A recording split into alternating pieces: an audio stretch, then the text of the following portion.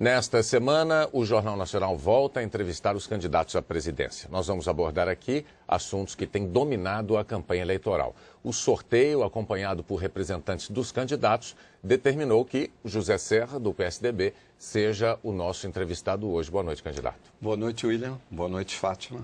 Boa noite a quem está nos vendo e escutando.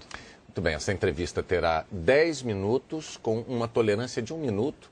E mais 30 segundos para uma mensagem do candidato aos seus eleitores. Essa tolerância é para evitar interrupções e para a conclusão do raciocínio do candidato. E o tempo começa a ser contado a partir de agora. Candidato, o senhor teve no primeiro turno um desempenho inferior ao que o seu colega Geraldo Alckmin conseguiu na eleição presidencial de 2006. Ele teve 9 pontos percentuais a mais do que o senhor obteve dessa vez. A que é que o senhor atribui essa resposta dos eleitores às suas propostas? Olha, primeiro, os outros candidatos eram diferentes. Inclusive, não tinha uma terceira candidata, ou um terceiro candidato tão forte quanto a Marina.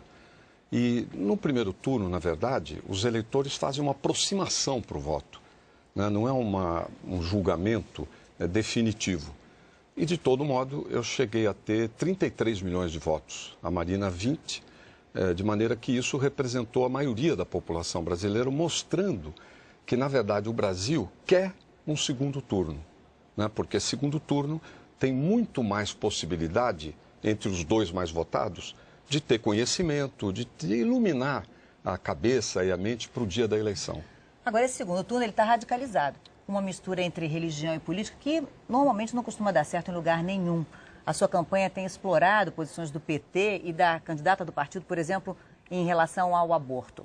Essa mistura política e religião não deveria ser evitada? Olha, não fomos nós que levantamos, nem nós exploramos. Acontece o seguinte, a Dilma manifestou-se a favor do aborto. Deu uma entrevista, que está, enfim, tem o vídeo. O PT, no final do ano passado, fez aquele Programa Nacional de Direitos Humanos, que tornava transgressor, criminoso, aquele que fosse contra o aborto. Então, eles puseram a questão no ar. Eu sempre manifestei o seguinte, eu sou contra a liberação do aborto. E nunca explorei isso do ponto de vista de que ela estaria errada por ser a favor do aborto. O que acontece é que ela afirmou uma coisa e depois afirmou o oposto. Nem reconhece que disse o oposto. E numa campanha, esses temas, Fátima, acabam sendo postos pela própria população. Mas, nunca me passou pela cabeça transformar isso num centro de campanha. Mas, candidato, a sua campanha tem falado insistentemente em Deus, tem mostrado imagens de missas, de cultos religiosos, questões como essa do aborto, até mesmo a união civil entre homossexuais. Elas não deveriam receber um tratamento de política pública e não uma abordagem do ponto de vista da religião? Isso não contribui, assim, para um retrocesso do debate político? Mas, olha, eu insisto, quem introduziu esse ingrediente na campanha foi o PT e foi a Dilma. Como eu tenho uma posição contrária ao aborto, eu sempre fui perguntado e sempre disse isso. Mas é um retrocesso? Quanto a introduzir todas as campanhas que eu fiz, eu sempre visitei igrejas, né? Eu sou católico, mas sempre visitei igrejas, inclusive cristãs, evangélicas. Sempre falo no meu linguajar cotidiano, porque está incorporado, eu sempre digo, se Deus quiser, eu sou uma pessoa religiosa. Não há nada forçado nesse sentido. E, aliás, a candidata não fez outra coisa senão passar a frequentar igrejas, coisa que habitualmente ela não fazia. Então, isso dá um tipo de aquecimento que se transforma no que você falou. Agora, o que eu quero dizer é que a base disso está no fato de que uma hora ela disse uma coisa e noutra hora ela diz o oposto. Aliás, não é o único caso em que isso acontece.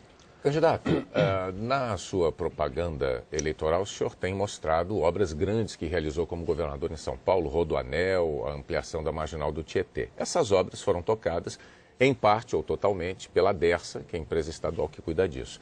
Quando o senhor era governador, o diretor da Dersa era Paulo de Souza, também conhecido como Paulo Preto por alguns.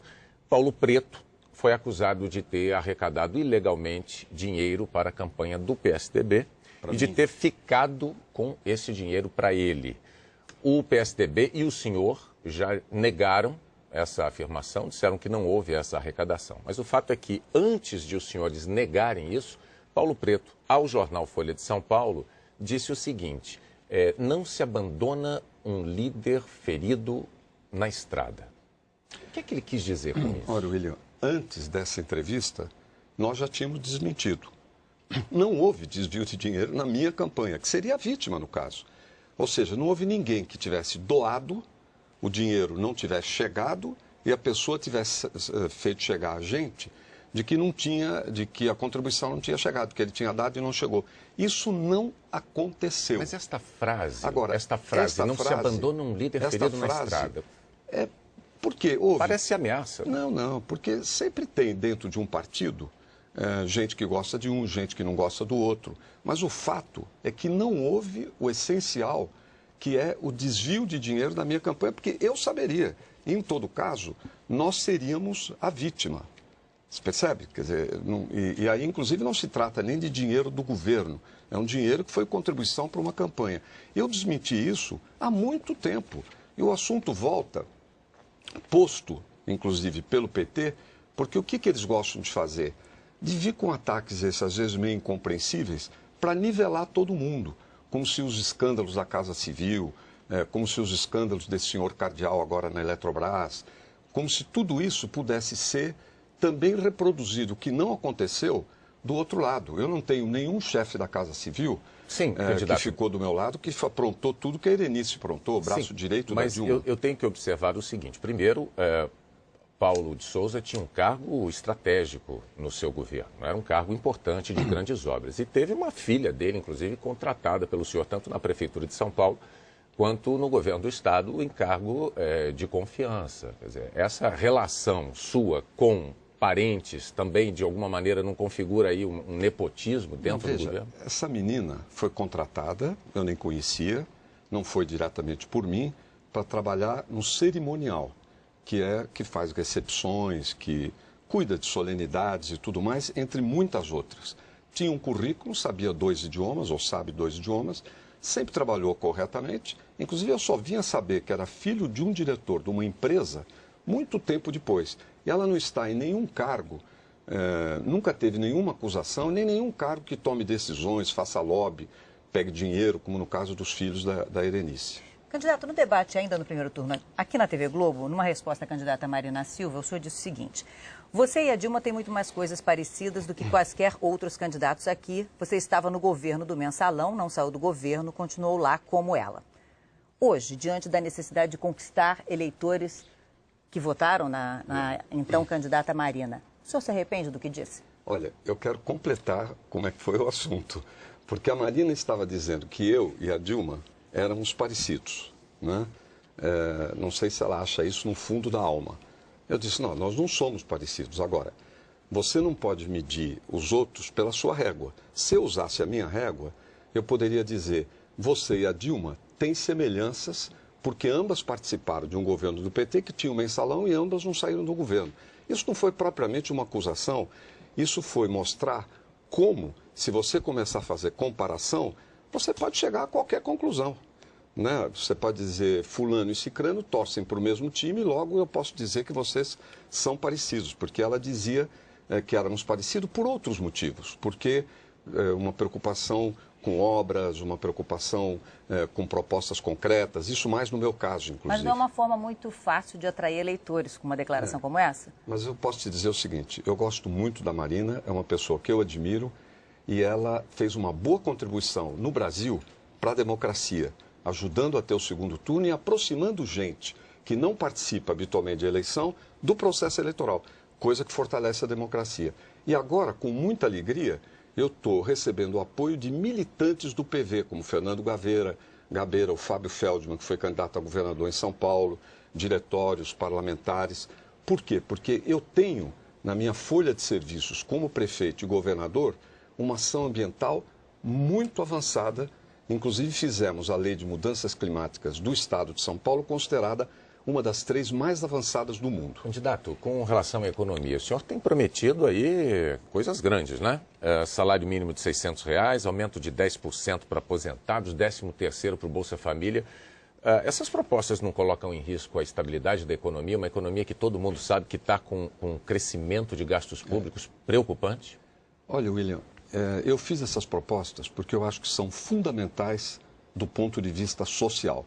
Os aposentados ficam para trás, o salário mínimo ainda é pouco em relação às necessidades de consumo das pessoas e o Bolsa Família é muito pequeno, dá menos de R$1.000 por ano. Então eu propus fazer o 13º do Bolsa Família, programa que eu vou manter e afirmar, dar 10% para os aposentados, o dobro do que o governo quer, e fazer o mínimo em R$600. Isso tem um custo.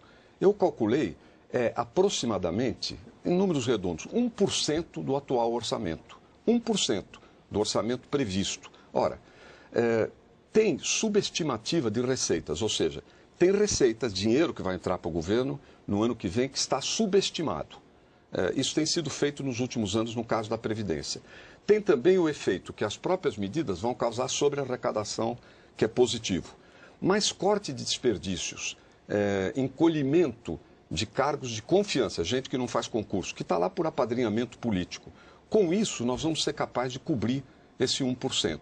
E do ponto de vista do país, representa um grande salto social e uma medida de justiça, eu diria. Candidato, se isso fosse assim possível, essa conta fosse viável do jeito que o senhor está falando, por que ela não foi feita agora? Quer dizer, por que ela não teria sido feita já? Acho que aumentar salário mínimo é o desejo de todo político. Sem dúvida. Quer dizer, então, será que essa conta, esse ajuste não é um pouco mais complicado? Porque eles têm outras prioridades, por exemplo, estão desenvolvendo muitos e muitos subsídios a investimentos que provavelmente não são rentáveis, né? O governo hoje está distribuindo isso por todo canto, muito desperdício, muito desvio de dinheiro público, Fátima. Candidato. Muito desperdício. Nós vamos enxugar tudo isso para poder atender os mais necessitados. Candidato, eu vou pedir então agora, chegamos ao fim do tempo, eu vou pedir agora que o senhor se despeça dos eleitores com a sua mensagem em 30 segundos, por favor. Muito obrigado.